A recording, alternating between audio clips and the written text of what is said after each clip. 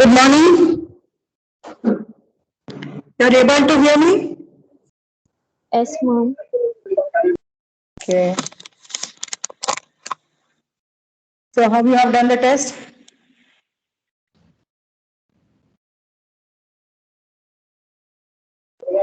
Good, ma'am.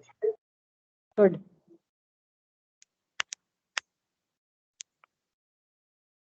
Did you all completed the quiz? Yes, ma'am. Yesterday was the due date, correct?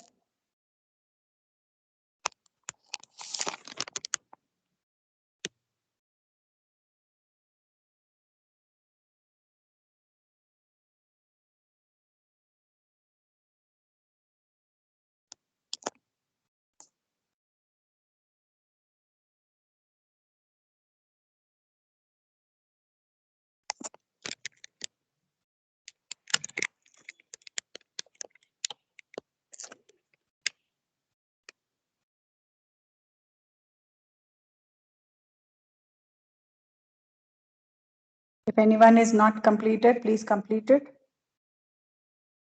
I'm having some internet issue here. I connected in mobile. Okay. Let me just fix it up within 1 or 2 minutes. If not, we will do it in the mobile only, the class. That is an absolute problem.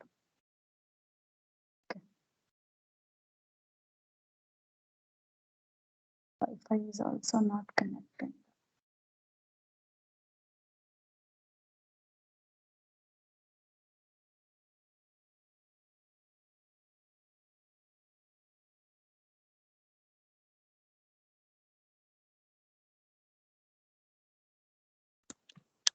Let me try with my hotspot. Give me a minute time.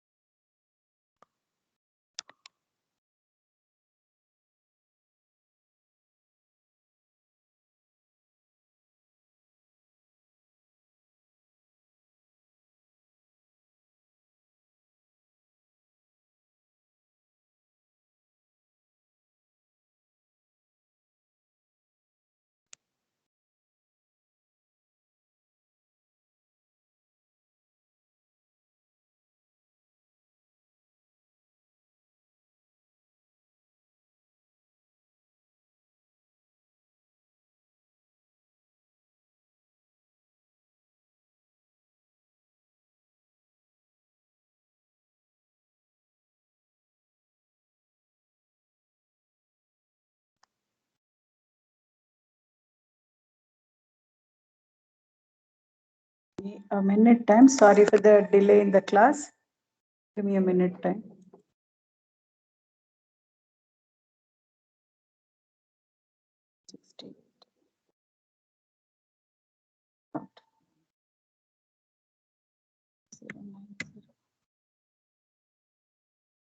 It's not opening our network LAN. Try it out.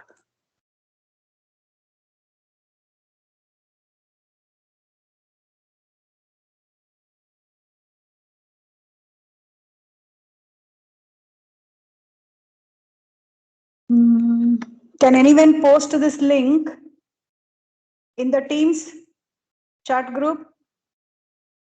Can anyone do that quickly? Post is there, no?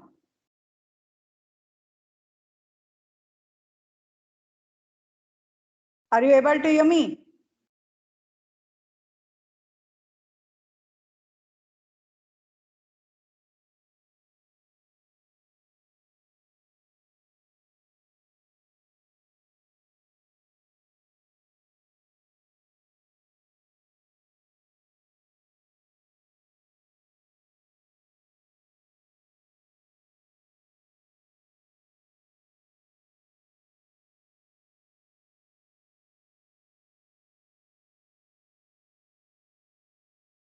Calendar is also not visible.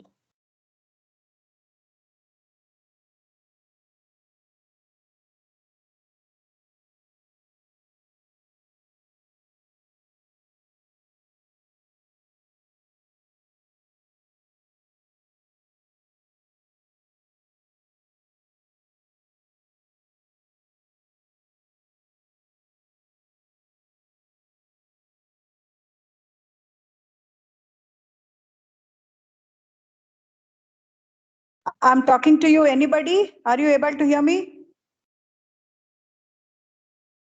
Yes, ma'am. Can you share this link?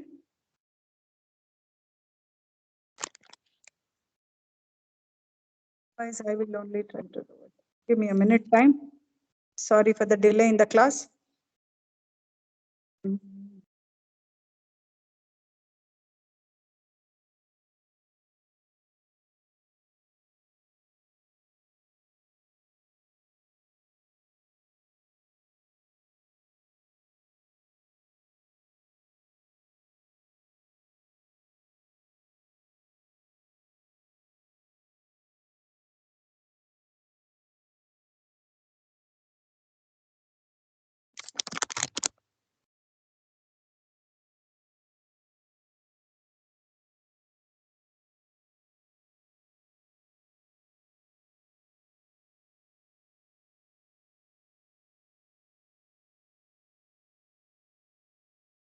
Me, you're offline, but I'm connected.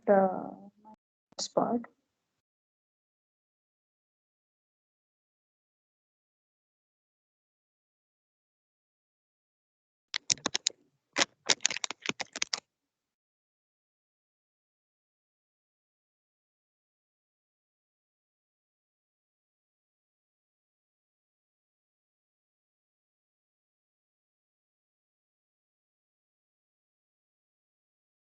Just a minute.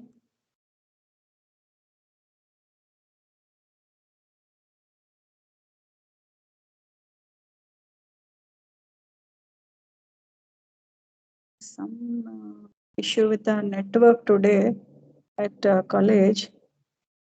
That's why it is troubling me to start my class. Sorry, because Teams are not working in my laptop. Okay, I think now I'm able to successfully join.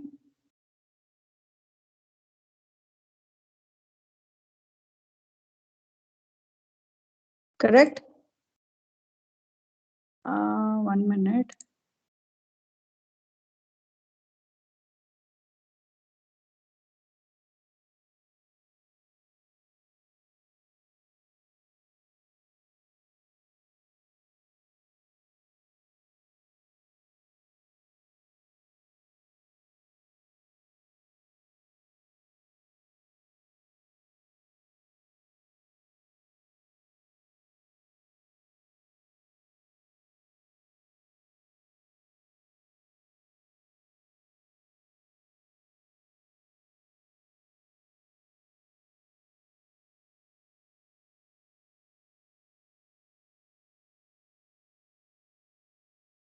I'm audible?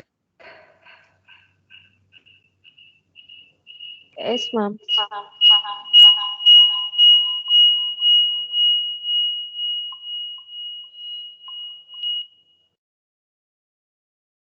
Okay, really sorry for the delay in the class today. Okay, so we were started understanding the association rule mining, correct? Correct?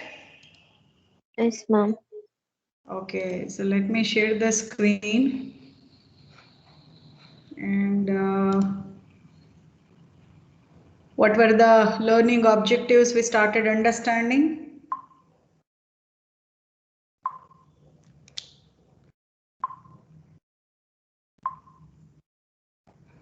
I'm asking you people only. So what is the first objective we started learning on Saturday, which was the rescheduled class, correct?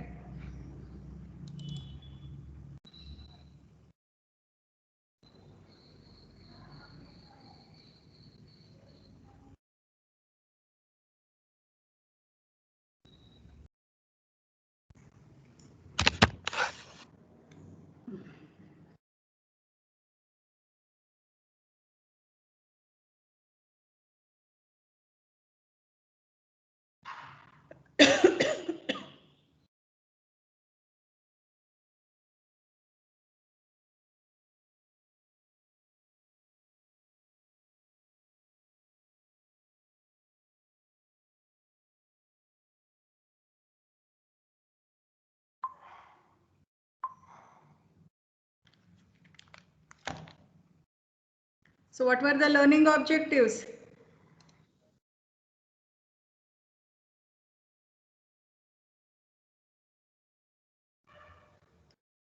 What were the learning objectives of association rule mining? So we started understanding with association rule mining and its business application. So what is association rule mining, why it is required, and what are the business domains we go with this particular data mining technique. Okay, so association rule mining is one of the popular data mining technique, and which is unsupervised data mining technique, isn't it? So the last technique to do, so we started understanding and we discussed even the applications. We were supposed to do the mathematical notation of representing the association rule, correct? Are you remembering? I'm asking you, respond to me.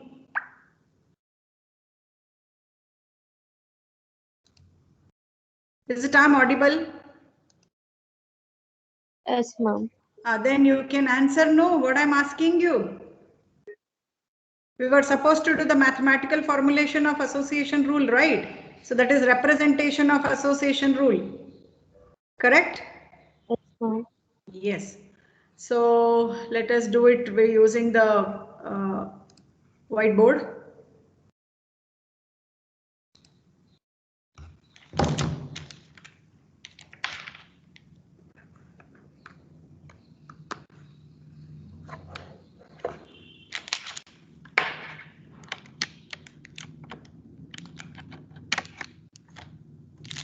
Okay. So is the whiteboard visible to you? Yes, ma'am. Okay, done. So as I mentioned, a generic association rule is represented by x gives y. So between the two set of values, x and y. So x is a set of items or a set of information. We will see that by taking a case study.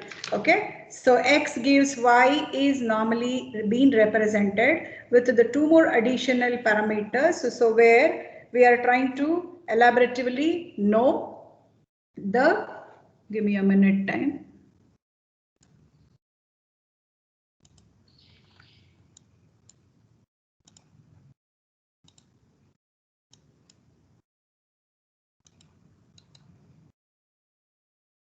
The board is visible, right?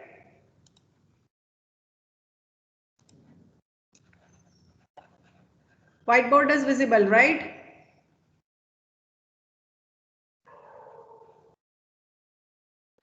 Yes, ma'am. Please talk to me, otherwise it's very difficult.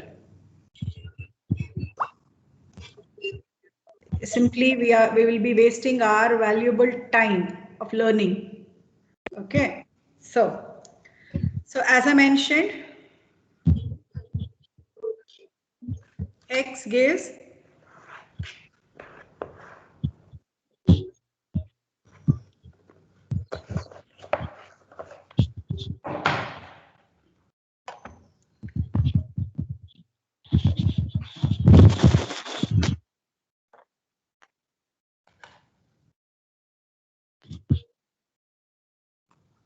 are you able to see this?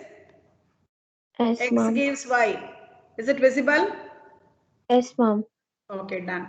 So x gives y, normally we write it. Actually x implies it is, means even this you would have done it in functional dependencies in RDBMS or DBMS topics. Okay, so x gives y with the two more additional parameters as I mentioned, the percentage of support and the percentage of confidence. Percentage of support and percentage of confidence. So we will see what is this support, what is this confidence, and how do we compute, everything we'll see. And always x will be there in the LHS X will be there in the LHS and Y will be the RHS. So the right hand side Y will be placed and X will be placed in the left hand side. And how do we show the support parameter? So which I wrote it mathematically as capital S. So capital S is the support. So how often these two data items or these two sets X and Y go together in the data set, So for that we try to compute the support value, and C is nothing but the confidence parameter. Okay, so how often Y is found, the Y is found and in the given X items. Okay, so support we'll try to represent it as X union Y.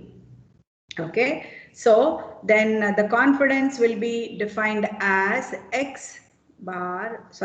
bar X means how often the Y is found in the given X. So that is the meaning. So let us take an example of hotel booking and flight booking.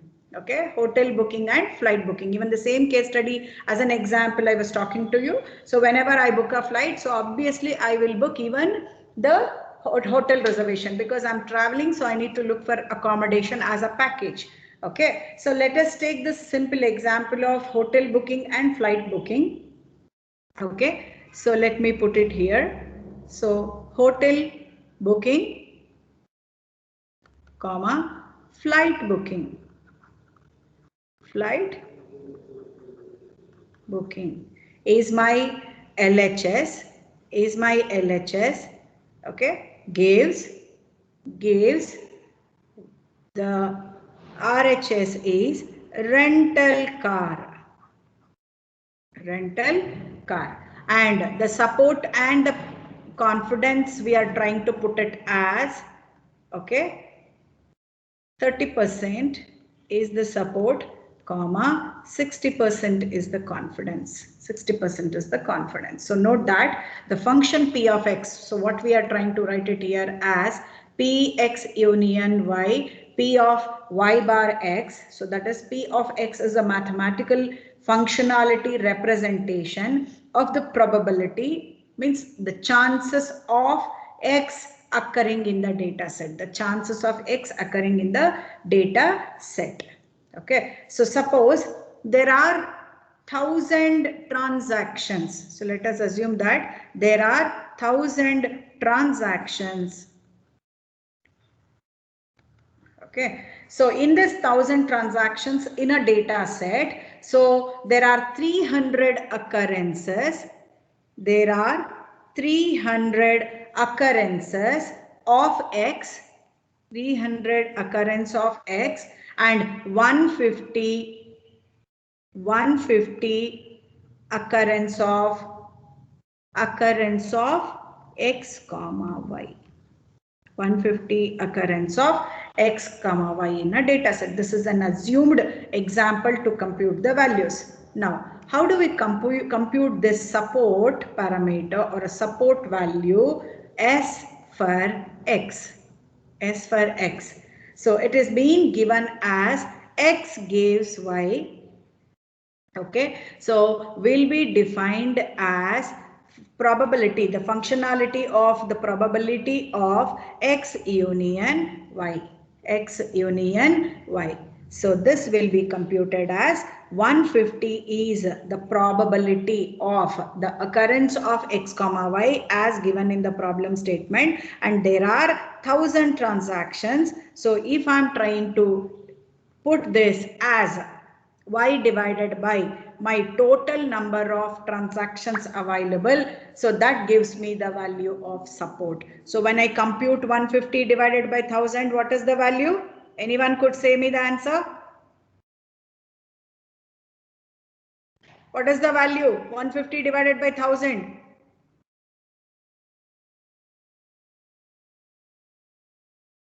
What is the value? Answer to me. When you compute 150 divided by 1,000, it's very simple calculation, man. What is the answer? unmute and 0.15. 0.15. So 0.15. So if I put it as percentage, I get it as 15%. Is it correct or wrong? Correct or wrong? Okay, fine, fine, wonderful. So let us now do the computation of confidence. Confidence. So now how the confidence will be computed? So now the confidence for X gives Y will be computed by the functionality probability of Y by X. Y by X. Okay. So how do we put it this? Or even this can also be represented as P of the probability of X union Y divided by P of X. P of X. So let me move the board. Give me a minute time.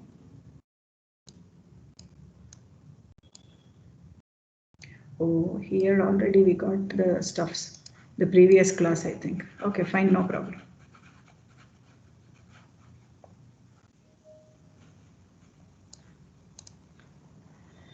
Okay.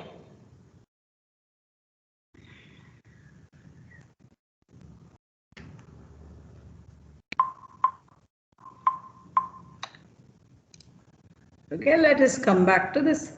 So we were computing the confidence value, right? So what is our P of X union Y? What is P of X union Y? What we just now computed? This is our P of X union Y. So what is the value we computed?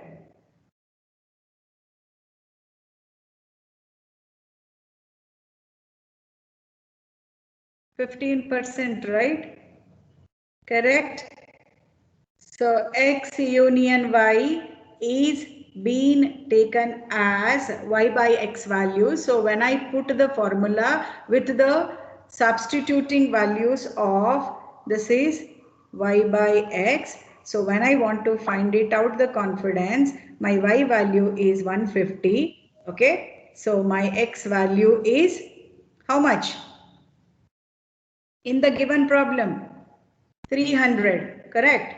So there are 1000 transactions in a data set, but 300 occurrences of X is considered and 150 occurrences of X comma Y is also considered. So now the confidence parameter is computed as Y by X value. So 150 by 300. So what is 150 by 300?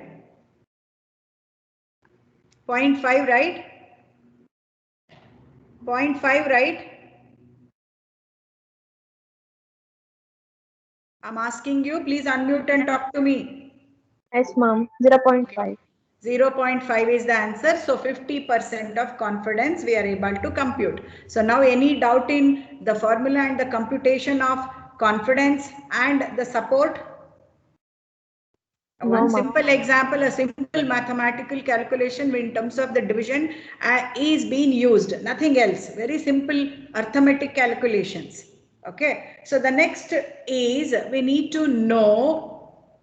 Okay. So we need to know the algorithm which is there for association rule mining. Association rule mining. Okay. So algorithm for association rule, when I say, so not all the association rules are being very much interesting and very much useful, but some are exceptional cases are there. So some are very strong and some are very much frequently used, and some depends on the data set, depends on the requirement, what kind of the requirement is given to you. So then we will try to apply those kind of association rule mining algorithms.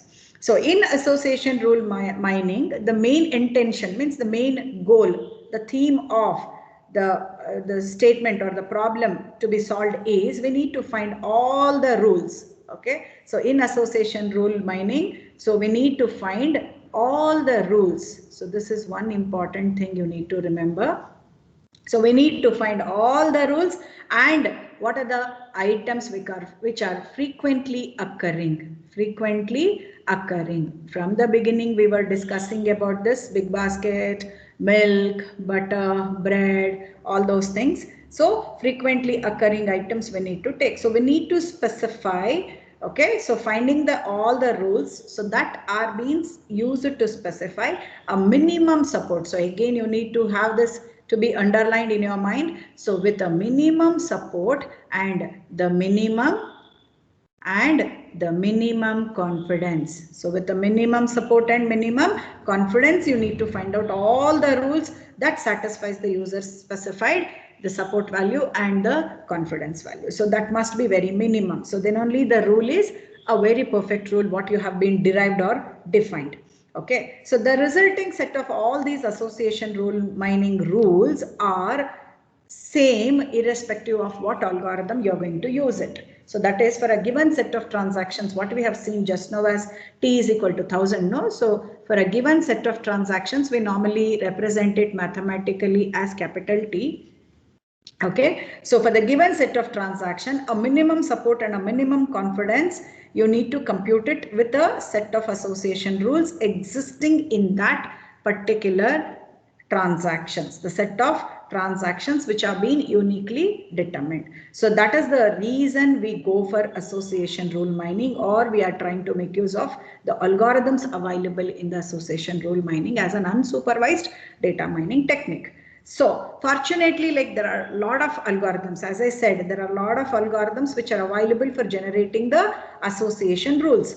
But the most popular one, the most frequently used one, and we are going to learn out of it is only one algorithm called as a priori algorithm.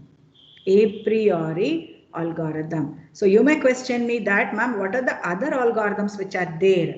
Okay, so there are a lot of algorithms, as I said. Okay, so we got ECLAT or CLAT algorithm, FP growth algorithm. Okay, so a priori algorithm with various derivatives and hybrids of these kind of the three combinations also available. But all the algorithms, the main intention is to help to identify the frequent data sets and which are going to be converted into association rules. So please remember, so we need to find out the frequent data sets. This is most important in association rule mining, and what frequent data sets we are trying to find it out. So through that we are trying to determine and derive the association rules. Association rules. So any doubt in this?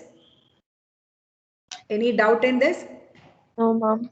Okay, so let us go to the a priori algorithm. So one particular frequently or popularly used algorithm we are going to learn. So that is called as a priori.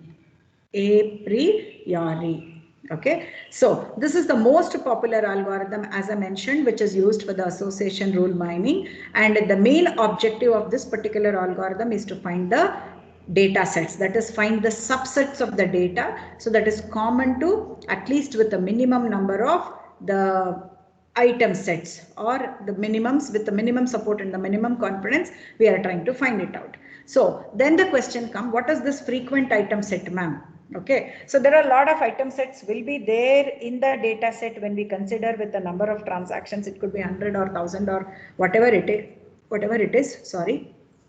Okay, a frequent item set is the one, okay, so whose support is greater than or equal to the minimum support of the threshold. So there is a minimum threshold fixed. So for that, what we try to compute as a support, so that support must be greater than or equal to the minimum support threshold.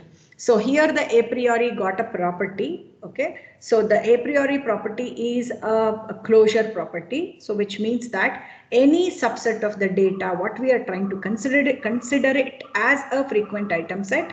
Okay, so that frequent item set is also a frequent item set available in that closest subset. Okay, so if I take a generic example of a set consisting of 4 elements, a comma b comma c comma d, so let me put it. Okay, so if I take a generic item set as a comma b comma c comma d, okay, a comma b comma c comma d is a frequent item set. So then any subsets what we are trying to derive it out of this set as, say for example, A comma B is one subset, A comma B comma C is another subset, or even I could also get B comma D or C comma D. Okay, so all these subsets are also the frequently occurring item sets. So that's the property which the a priori algorithm has got. So this is a property which is going to be created and downloaded as a closure property. So which means that any of the subset of the frequent item set is also a frequent item set. So please understand this. The repeated word which is coming makes us to get an ambiguous understanding. Okay, so I'll repeat it. So it has got the property which is the closure property, we call it as. So this closure property means any subset of the frequent item set. Now my frequent item set, what I have been identified generically as my A comma B comma C comma D. So whatever the subsets I try to create it and identify it through that frequent item set, all the subsets are also the frequent item sets. Any doubts in this? Any doubts in this? No, ma'am. No. So let us move forward. Okay. So next, what kind of the approach this a priori algorithm is going to have? Okay. So what kind of approach? Because we were talking about the other techniques like supervised as well as unsupervised, what we started understanding. So there are top down and bottom up approach, but here the a priori algorithm uses bottom up approach. So a priori algorithm uses bottom up approach. Okay. Bottom up.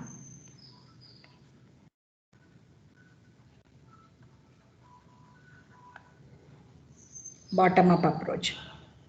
Okay, so the size of the frequent data sets are gradually increasing from one item subset to the 2 item subsets, then 3 item subsets, and so on. Because in the previous example we have seen, I started with the 2, I increase it to 3, then I may go for completely A comma B comma C comma D, or I may get C comma D, B comma D, or A comma D, or A comma C, something like that. But it will be keep on increasing. So the size of the frequent subsets is gradually increasing from one item data subset to 2 item subset, then 3 item subset, and so on. So all these groups of the candidates at each level will be always tested against the data of the minimum support. Please keep this in mind very much with the minimum support. Minimum support. Okay, so let us take the association rule exercise. Okay, so let me briefly explain the exercise, then I'll take you to the data set given in the textbook. So I'll be sharing the textbook here. Okay, so here the simple data set is consisting of 12 records. I'll just explain you briefly, then we will see the data set lively from the book. Okay, so this particular data set has got the dozen means the 12 rows of sales data. So it is a sales transaction information, and there are 6 products which are being sold by the salesperson. So those 6 products are, so let us list it out here. Okay, give me a minute time. And I already told you people, 9 o'clock is the class, means 9 o'clock only you must enter into the class. Not by 9:30, not by 9:40 for the sake of attendance. Okay, I will not be allowing anyone to enter in my class. Every day I'm telling, but still people are doing. Okay, there are 6 products we are, the salesperson is selling. So one is milk, second one is bread, third one is butter. Okay, fourth one is egg or eggs. Okay, so eggs, cookies and ketchup. Please remember this, ketchup. So the 6 products the salesperson is selling: milk, bread, butter, eggs, cookies, ketchup. So now the transaction one might be selling 4 of the combination of the products. Say for example, milk, egg, bread, butter. Okay. So the second combination of the sales transaction could be milk, bread, butter only. There is no 4th product is coming into picture. Or bread, butter, cookies, or milk, cookies, milk, bread, butter, milk, bread, what do you say for that? The ketchup, or the bread, butter, ketchup, something like this. So there are 12 combinations of all these transactions which are being given in the data set. So what is the objective of this data set as an example? So every one of us, we need to understand. So the main theme or the main problem, what we are going to address it as an objective of this particular data set is the use of the transaction data to find the affinities between the products. So our intention is to find the affinities between the products. So this is our problem. So affinities between these 6 products given in our data set. Now, what is the support level with respect to this particular data set? So that when we go through the data set and analyze the data set only, we will be in a position to understand. Okay, so let me share that, then we will try to find it out. What is the minimum support, what is the threshold, and how do we go about solving this? Okay, how do we compute the item data sets, and how often any product sells individually or any product sell in a group, and why that group? Those things we need to understand it by the data set only. So let me share. Before that, let me open this. Okay, give me a minute time.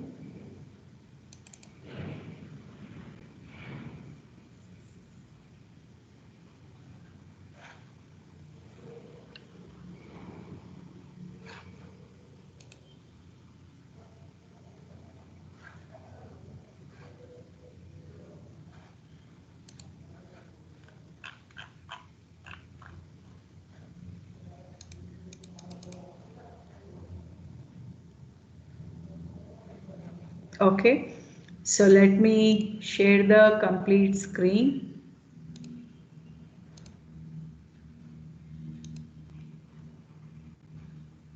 Is the screen visible to all of you? Is the screen visible to all of you? Yes, ma'am. Okay, so there is a data set which we can see a dozen of transactions are there. So that is 12 rows of information is there, and the 12 rows of information consisting of a sales transaction data. So sales transaction data has got the 6 products selling, but the combination is going to vary. So in first row we can find that milk, egg, bread, butter. Second row, milk, butter, egg, ketchup. Then third row, bread, butter, ketchup, milk, bread, butter, cookies, etc. So on up to the last information as milk, bread, cookies, ketchup. Okay. So now the support level will be set to 33%. Let us understand that the minimum threshold, what we are setting it as, support level, we are going to set it as 33%, and the confidence level, we will set it as 50%. So what does it mean? So this means that we have decided to consider the rules, what we are going to frame it for the given data set, with only those data sets or only those item sets. Okay, data set, you may get confusion, sorry, it's item set that occurs at least 33% of the time in the total set of transactions. So now we got the total set of transactions displayed on the screen. There are 12 transactions. Okay, so we need to find out now the confidence levels, which within those item sets we need to find out the rules can be framed. That is, X gives Y should be in such a way that 50% of the chance of Y occurring based upon the X occurring. Are you able to understand my point? Are you able to understand my point? So the minimum support, we are fixing it as 30%. Okay, we are setting it as 33%, and the confidence level will also be set as 50%. So this means what? We have decided to consider the rules which are going to be defined from the given item sets for those item sets which occur at least 30% of the time in the total set of transactions, So we got the rule to be framed as X gives Y. So when I say X gives Y, so what does it mean? What does it mean? Such that there is at least 50%, because the confidence is 50%. So a confidence of 50% chance of Y occurring based on the X occurring. So now the first step is to compute the one data item set Okay, so one item from the item set. So that is how often does any of these products sell individually. So let me start from one item selling, then we will go for two items as the combination, then we go for the three combination, then we go for the four combination. Are you getting my point? The concept? Because earlier also I mentioned very much it uses the bottom-up approach, a priori algorithm, and the size of the frequent item sets are gradually be increased. So from the one item subset to two item subset, from two item subset to three item subset, then from three item subset to four item subset. Are you getting my point? Yes or no? Yes, ma'am. Yes, only one is answering. What about others? So now what is the first step we are supposed to do? We need to start from one item as an item set. So that is the first step. So we need to compute one item as an item set. Okay. So one item as an item set means now how we are going to compute. Anyone can think of it. Now one item only we are interested to understand and derive it as the one item set. So that is how often does any product sell individually. Can you count the number of times the milk is sold in those 12 rows? Can you just count it and tell me how many times the milk is being sold in 12 transactions?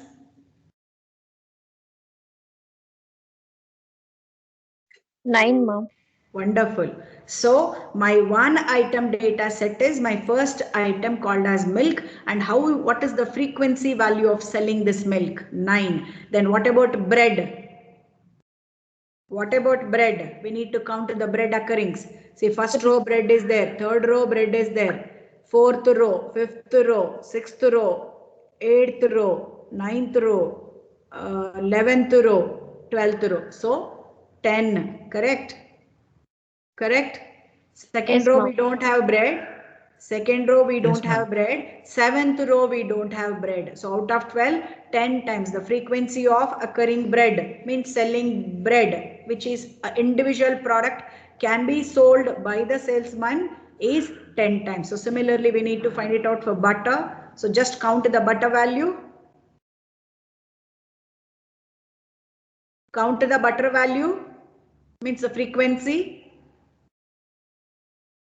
1, 2, 3, 4, 5, 6, 9. 7, 8, 9, 10. 10 is the correct answer, right? Yes, ma'am. Yes. Then what is the value of egg? One person count the egg, one person count the ketchup, and one person cookies. Give me the answer quickly. Eggs. First row, second row, then ninth row. That's it. So egg, frequency of occurring the item egg individually, it can be sold 3 times, correct? No. So frequency value is what? What is the value of frequency for eggs? 3, ma'am. 3. Then what about ketchup? 3, ma'am. 3. Wonderful. Good. Cookies. Cookies.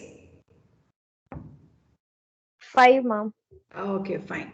So the conclusion for the first step is, thus we can see that, okay, so one item set, how frequently that one item set can be sold or can be sell. Okay, so milk sells 9 out of 12 transactions, bread sell 10 out of 12 transactions, eggs sell 3 out of 12 transactions, ketchup 3 out of 12, cookies 5 out of 12, butter 10 out of 12, bread 10 out of 12. Correct? Correct? I'm asking you. Yes, ma'am. Okay. So this is the way we try to compute the item set with respect to frequency. Like the one item set we will be computing. Any doubt in this? Any doubt in this? No, ma'am. Okay.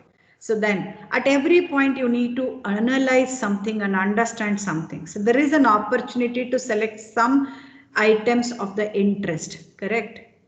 Out of these values, Interested item we can see, means the value of the frequency makes us to understand that how frequently, how often the particular product is being sold by the person and it is being purchased by the customer.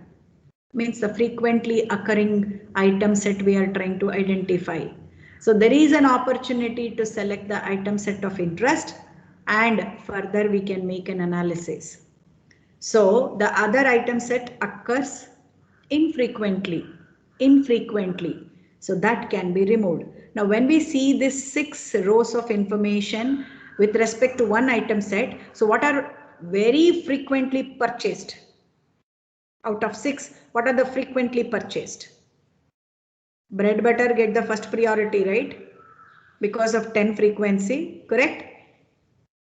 Correct? No. Yes or no? Yes, ma'am. Okay. After bread butter, there is a possibility of frequently buying milk also, correct? 9. Correct? Yes, ma'am. Okay. Then, is there any other possibility of even the frequency of buying along with these 3 cookies also to be considered? Correct? Yes, yes, ma'am. Correct? Because it is above 4. And you may question me, ma'am, why are you considering cookies? Because it is above 4. Okay. So, eggs is very much not frequently purchased or sold item. So the items that occur infrequently may be removed from the data set, or sorry, not the data set, from the item set. So if the item set is occurring 4 or more times out of 12 are selected. 4 or more times it is occurring out of 12 are selected. Why? Please understand. What is the minimum threshold we have set it for this data set? 33%, correct? Are you able to understand my point now? What is the minimum support threshold we have fixed? It is 33%. So for that reason, I'm removing egg. Why? Because it is less than 4. So the support, minimum support must be, okay, greater than or equal to. This also I said. Okay, so we need to decide to consider to determine the rules from those item sets which are occurring at least 33% as the first criteria in the total set of transactions. And the confidence means like what is the threshold value we have set? It is 50%. Now with respect to support, so we are not able to consider egg and ketchup. Any doubts in this? Any doubts in this? No, No, ma'am. ma'am. Yes, ma'am. Doubts are there. No, ma'am. Okay, I'll repeat once again. Might be your batchmate would have not got it. Okay, so the minimum support we gave it as 33%. So we set it as 33%. So 12 transactions are there. So 12 means 50% means 6 products. Okay, 6 products. And again, when I take 33% means it should be 4 and above, right? It should be greater than or equal to 4 and above. So in that sense, the item sets, what it is occurring frequently in the one item set with the frequency, what we computed with respect to all the 6, we are able to consider only 4 out of 6. Actually 4 out of 12 whole transactions I'm talking about. So only 4 items makes the cut information to say that these are the frequently occurring item sets, or these are the frequently buying and selling item sets. Any doubt now? Any doubt? Any doubt? No, ma'am. So this is the one we are trying to derive it. The frequent item sets that meet the support level 30% are only 4 products, that is milk, bread, butter, cookies. Milk, bread, butter, cookies. Up to this you understood? Up to this you understood? Yes, ma'am. Okay. The next step is to go to the next level of the item set, that is the combination of 2 items, correct? Now only one individual item we considered and we computed this, correct? Now the next step, we need to go for the next level of the item set by using the items selected from the earlier. So now whatever the earlier we have selected, from that only we need to make the combination. Now there are 4 products are with us, right? Milk, bread, butter, cookies. Correct. My ABCD is milk, butter, bread, cookies. Now I need to make the combination of 2 items. 2 item sets, that is milk comma bread, milk comma butter, milk comma cookies. Correct? Bread comma butter, butter comma cookies, bread comma cookies. Correct? The combination of the 2 items, I'm going to make it from this particular item set what I have displayed on the screen. Correct? So those things we will do it tomorrow. Okay, so I'm just concluding. So we started understanding how do we represent the a priori, not a priori, association rule mining mathematically, and the 4 notations also we understood what is X, what is Y, what is S, and what is C. Okay. Then we just discussed briefly about the introduction to the algorithms of the association rule mining, and one of the popularly used association rule mining algorithm we started learning, that is a priori algorithm for association rule mining, and just we landed up with the ending of the first step with the 1 item set with the frequency. So the next steps and computation, complete association rule forming, we will complete it tomorrow, and we will also learn about creating the association rules for the data set based upon the given problem statement in the tomorrow's class. So I'll be stop sharing it. Okay, so we will conclude the class here. Give me a minute time.